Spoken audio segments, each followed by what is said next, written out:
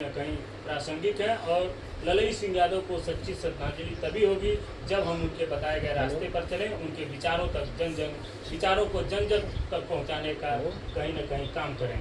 साथियों कि हमारे वहाँ समय समय पर महापुरुष जन्मे, ठीक है, और ललई सिंह यादव जी, काशीराम जी, दीना भाना वाल्मीकि जी, बाबा साहब ज्योतिबा फूले, तमाम हमारे महापुरुष जन्मे रहे समय समय पर, जो हम लोगों को आगे मार्ग दिखाते रहे, हम लोग काम करते रहे और हम लोग ने उस पर कभी अच्छे से थोड़ा बहुत काम भी किया। अगर हम लोग और अच्छे से काम करेंगे तो हम लोग और भी कर सकते हैं। जैसे अभी इनकी प्रेस नई छप रही थी, आज हम लोग के पास इतने संसाधन हैं, हम लोग काम कर सकते हैं। जब इतने कम संसाधन में उतना अच्छा काम कर गए, हम लोग को जगा गए, उसी पर आज हम लोग मार्ग चल रहे हैं। लाख लोग कहते हैं कि हम लोग दूसरी जगह पर जाके आज जो किस और पौधान पे आके आ गए हैं, ऐसा कुछ नहीं है। 7वीं 8वीं पढ़े थे ललई सिंह यादव जी, पर ये जानकार थे, जाने कि हमको अपने समाज के लिए काम करना है। आज तो हम लोग काफ़ी लोग ग्रेजुएट हैं, इंटर हैं, ठीक, उसके बाद भी हम लोग समाज के लिए उतना ही थोड़ा सा अगर इनका एक उंगली भर का हम लोग काम कर लेंगे तो हमारे समाज में परिवर्तन हो जाएगा। सबसे अच्छी बात तो ये है कि हमारे महापुरुषों में वो नहीं हुए जो नवरत्न थे किसी के दरबार में, दिया नवरत्न नहीं थे हमारे किसी दरबार में। अब जान ही रहे होंगे मान सिंह, जो हम लोग को लोग बताते हैं कि हम लोग दूसरे से तड़पाए गए, हमको गर्व होता है कि हमारे महापुरुष कभी बिके नहीं, किसी के हाथ गए नहीं, वो अपना लड़के अधिकार लिए। हम लोग चाहे भीमा कोरेगांव जैसा भी हो, हम लोग में उनसे पहले ऑफर दिया गया था कि भैया हम लोग को सम्मान दे दीजिए, नहीं तो हम लोग कत्लेआम वाला लड़ाई हो जाएगा, फिर भेदभाव वाला सिस्टम खत्म हो जाएगा। इसी तरह हम लोग अगर ललई सिंह के पर माला अर्पण ना करके अगर इनके विचार अपने मानेंगे, जानेंगे, हमारे खुद इतने महापुरुष जो इतना अच्छा ज्ञान है, ज्ञान के भंडार है, अगर उनके मार्गदर्शन पर चलेंगे तो हम लोग एक भव्य अखंड जो भव्य भारत बनाने के सपना है वो हम लोग का पूरा होगा। हम लोग का कहीं ना कहीं जो सम्मान से हम लोग वंचित होते हैं वो जरूर पूरा होगा। ज़्यादा बात ना करके बस इसी पे अपनी बात को विराम देते हैं। बहुत बहुत धन्यवाद भाई अरुण कुमार जी, आपने अपने विचार व्यक्त किए और कार्यक्रम की इसी कड़ी में हम आमंत्रित करना चाहेंगे भाई यादवेंद्र प्रताप सिंह गब्बर सिंह को, जो बढ़ चढ़ करके हिस्सा लेते हैं कार्यक्रमों में। आइए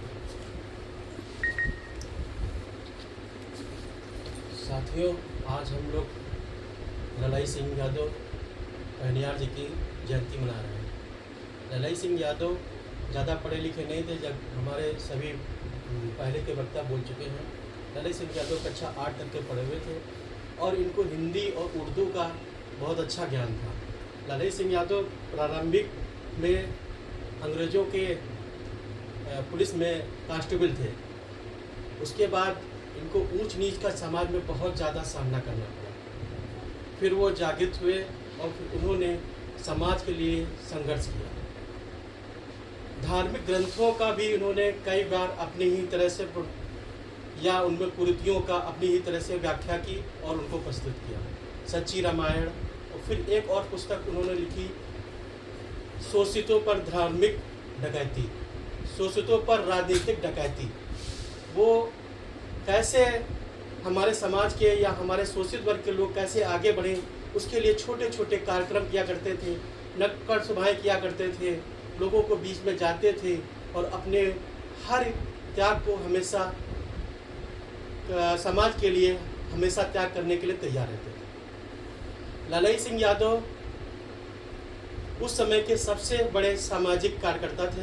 ललई सिंह यादव आज हम सबके बीच में एक सामाजिक योद्धा है और इनकी सबकी बातें हम सबके समाज में पहुंचाना है।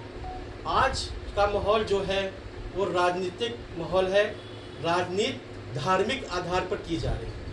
धार्मिक के आधार पर हम लोगों को वंचित किया जा रहा कि कैसे धर्म के नाम पर हम लोगों को पिछाड़ा जाए और आरक्षण से बात किया जाए।